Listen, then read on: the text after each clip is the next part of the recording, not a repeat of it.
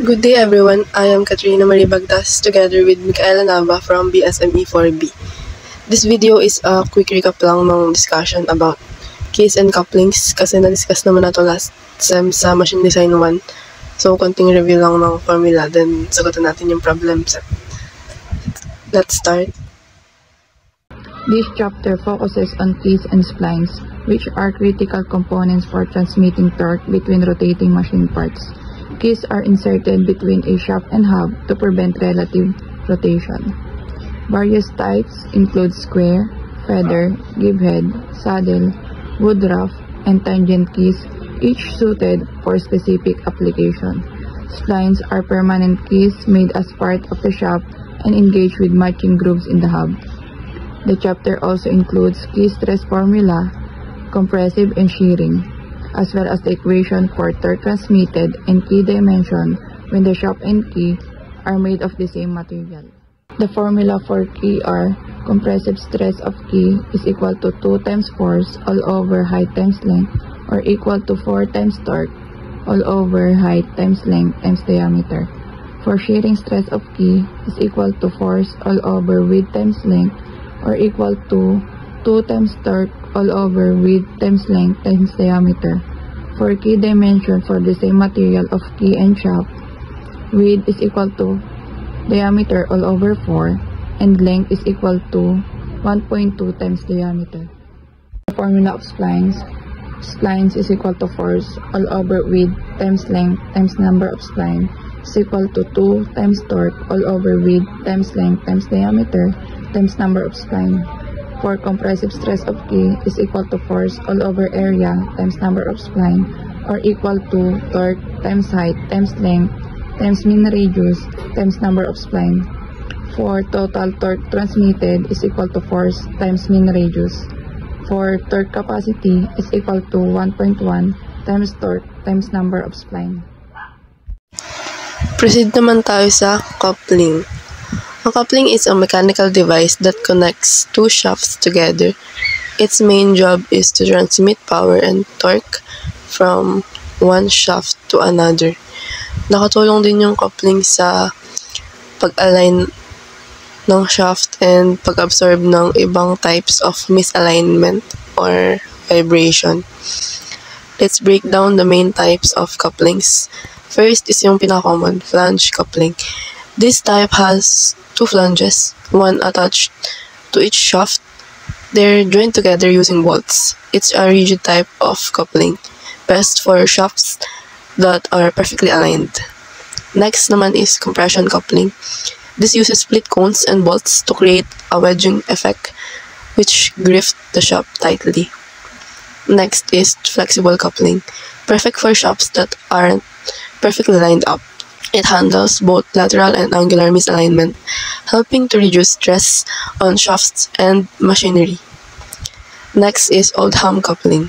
This one's for shafts with lateral misalignment. It uses a middle disc that slides between two grooves to transmit motion smoothly.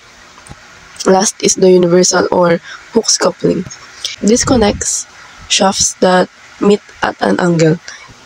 It is often used in cars where motion needs to be transmitted even when the shafts aren't in a straight line. Formulas in couplings.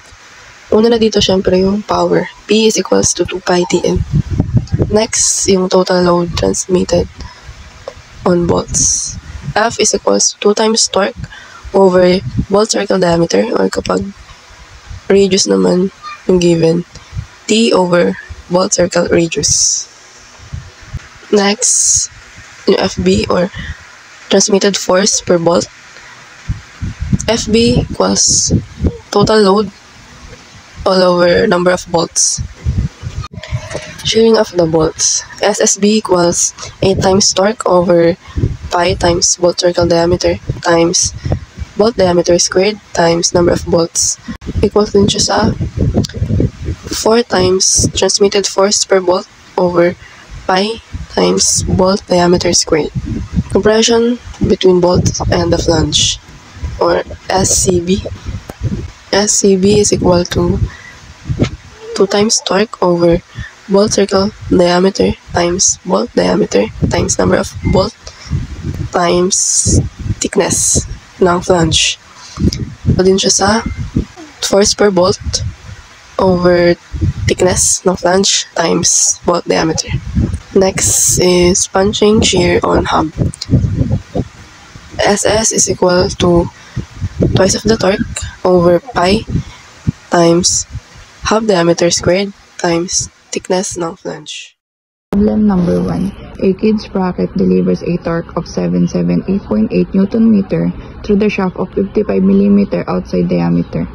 The key thickness is 1.5875 cm and the width is 1.11 cm. Compute the length of the same key. The permissible stress value is 60 MPa for shear and 90 MPa for tension.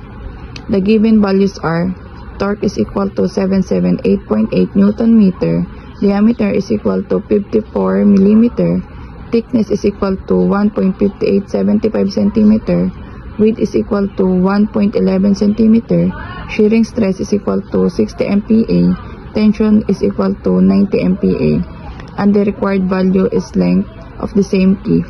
Solution: shearing stress is equal to 2 times torque all over width times length times diameter.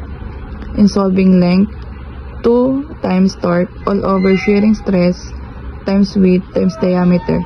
Substituting all the values, 2 times 778.8 Nm times 100 cm all over 1 meter to become centimeter all over 60 Newton millimeter squared times 1000 squared millimeter squared all over 100 squared 100 squared centimeter squared to become centimeter times 1.11 centimeter times 54 millimeter times 100 centimeter over 1000 millimeter to become centimeter, and the obtained values for length is 4.33 centimeter. Problem number 2. A solid steel machine shop with a safe shearing stress of 7,000 psi transmit a torque of 10,500 pound-inch. A square is used whose width is equal to 1/4 the shaft diameter and whose length is equal to 1 1/2 then times the diameter. Find the key dimension. Given, shearing stress is equal to 7,000 psi, torque is equal to 10,500 pound-inch, width is equal to 1/4 times diameter, length is equal to 1 1/2 diameter. Solution: shearing stress is equal to 16 times torque all over pi d cube. To solve diameter, diameter is equal to cube root of 16 times torque all over shearing stress times pi. Substituting the given, 16 times 10,500 pound-inch all over 7,000 pound per square inch. Diameter is equal to 1.9695 inches. Width is equal to 1/4 times diameter. Substitute the obtained value of diameter, 1/4 times 1.9695 inches. Width is equal to 0.4924 or approximately 1/2. Length is equal to 1 1/2 times diameter. Substitute the obtained value of diameter, 1.9695 inches. Length is equal to 2.9543 or approximately 3 inches. Determine the crushing stress of the key. Yung same given lang, pero ang nahanap na is yung crushing stress or SC. So, ang SC ay equal sa 2 times torque over width over 2 times length times diameter. So, substitute lang. So, ang crushing stress ay 14,216.8063 psi or approximately 14,000 psi. Problem number 4. Obtain the factor of safety of the key in crushing, allowing an ultimate shearing stress of 50,000 psi and ultimate stress for compression of 60,000 psi. Given values are: ultimate shearing stress is equal to 50,000 psi, ultimate crushing stress is equal to 60,000 psi. Solution: factor of safety is equal to ultimate crushing stress all over crushing stress. Substituting the values, 60,000 psi all over 14,000 psi, factor of safety is equal to 4.2857 or approximately 4.3. Problem set naman ng couplings. Number 1. Two shafts are connected by flange coupling. The coupling is secured by 6 bolts, 20 mm in diameter of 150 mm. If torque of 120 Nm is applied, find the shear stress in the bolts. So, yung mga given muna. Number of bolts, 6. Bolt diameter, 20 mm. And bolt circle diameter, 150 mm. At yung torque na 120 Nm. So, ang pinapahanap dito ay shear stress in the bolts or SSB.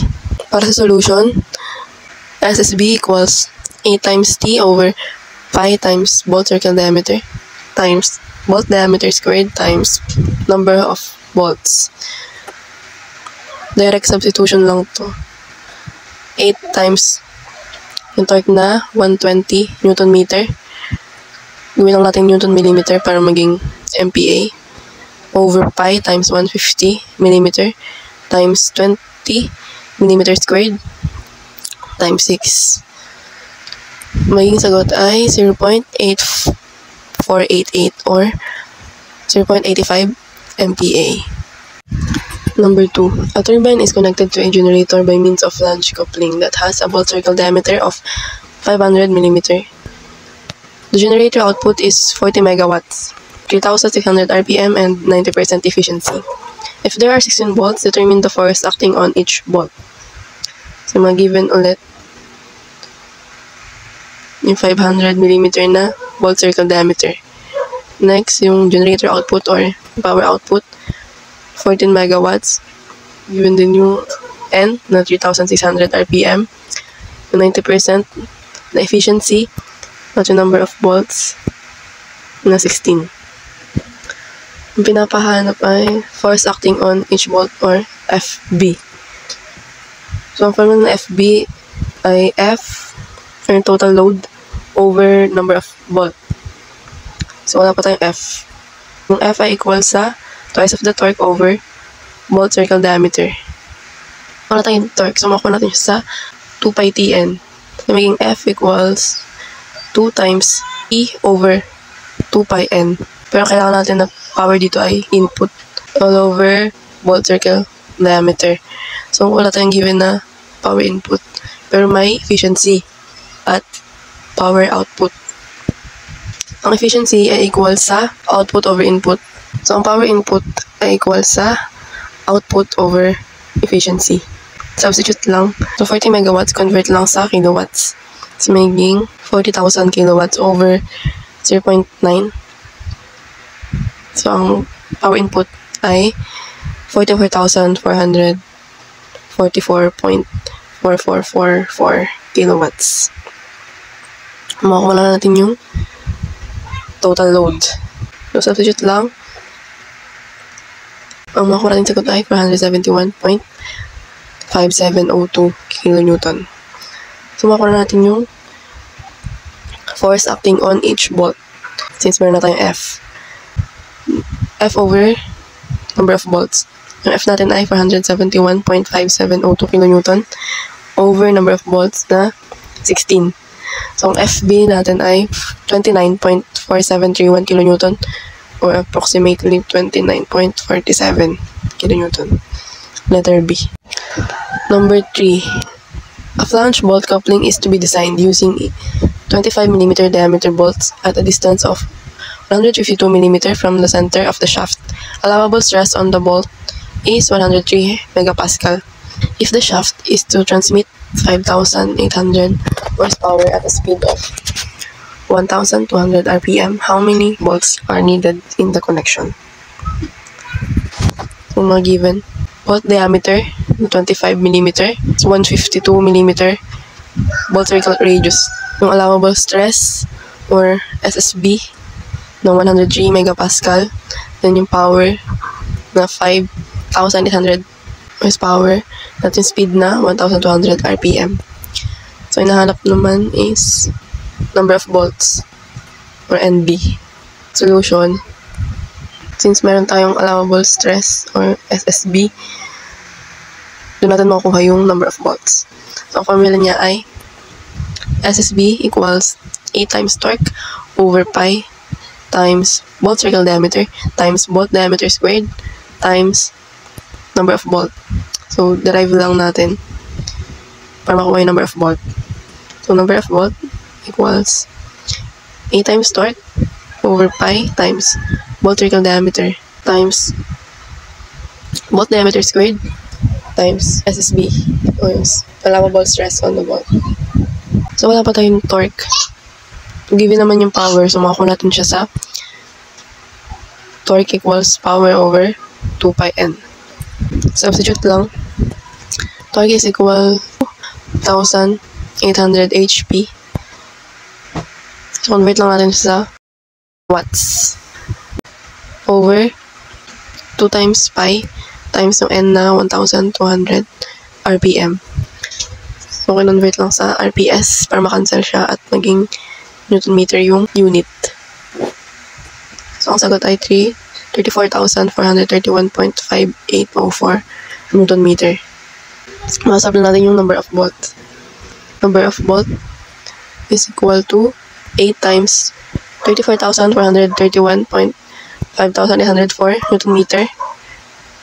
And convert lang sa Newton millimeter. Over pi times 152 times 2 dahil radius yung given times 25 millimeter squared times 103 MPa or Newton per square millimeter.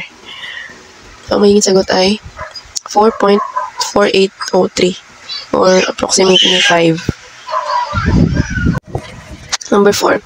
A flange bolt coupling having 180 mm bolt circle and 19 mm thick uses 8 bolts, 16 mm diameter to connect 2 shafts. It is used to transmit 60 kilowatts at 1,800 RPM. Determine the factor of safety in bearing. The field point in compression is 44.8 megapascal.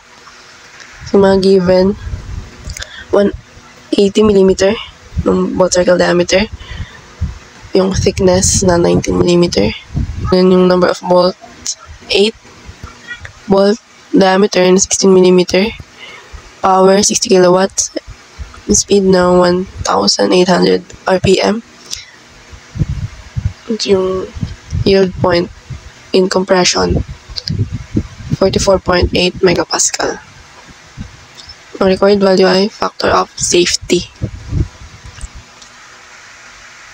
Ang formula natin dyan ay factor of safety is equal to yield point or yield strength over or compression on bolt. Wala pa tayong SCB. Formula ng SCB ay twice of the torque over bolt circle diameter times bolt diameter times number of bolt times thickness of the flange. Wala ulit tayong torque pero may power naman. So, makuha natin siya sa torque equals power over 2 pi n. So, substitute lang 60 kilowatts or 60 kilonewton meter per second over 2 pi times 1,800 RPM. Convert lang ulit sa RPS para makancel siya. Ang torque natin ay 0.3180 kilonewton meter. So, convert lang sa Newton millimeter para maging MPa yung SCB natin. So, ang torque natin ay 318,309.8862 Newton millimeter. So, masolve na natin yung SCB.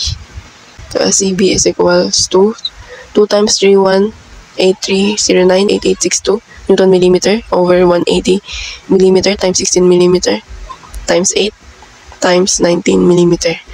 So, cancel yung millimeter sa taas at isa sa baba. Ang matitira is Newton per square millimeter or MPa.